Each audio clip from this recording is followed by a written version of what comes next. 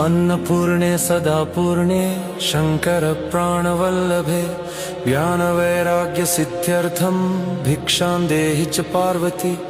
माता च पार्वती देवी पिता देवो महेश्वरः बान्धवाः शिवभक्ताश्च स्वदेशो भुवनत्रयम्।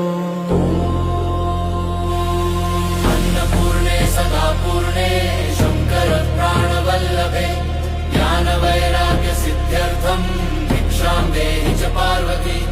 माता च पार्वती देवी पिता देवो महेश्वरः बान्धवाः शिवभक्ताश्च स्वदेशो भुवनत्रयम्।